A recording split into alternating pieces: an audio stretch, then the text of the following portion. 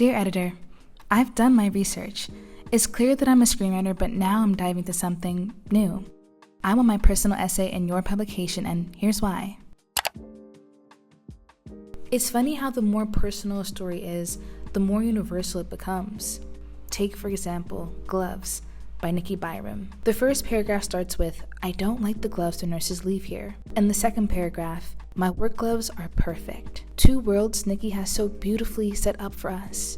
I don't like the gloves the nurses leave here. The powder inside cakes up when mixed with sweat and sometimes piss that finds its way past my wrist and into the fingers. My work gloves are perfect. When I leave the garden, I'm covered from head to toe in dust, dirt, and plant fragments. But my hands are always clean.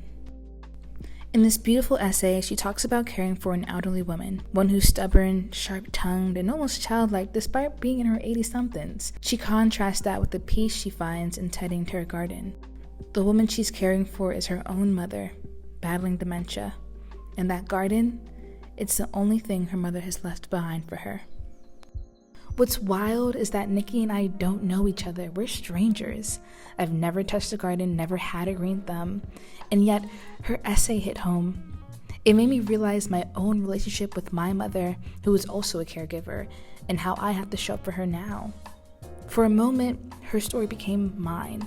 It sat with me, it moved me, and it changed me. And that is the power of a personal essay. And given the chance in your publication, dear editor, that is the way that I want to move others. Midnight in Indigo, The New Yorker, of course, The New York Times, Los Angeles Times, Zora by Medium. Those are my top 5. New Yorker, Los Angeles Times. So, I wrote it. The first draft, I mean, and let's just say, it didn't go how I expected. We need to talk about it. Let's get into it in our next episode.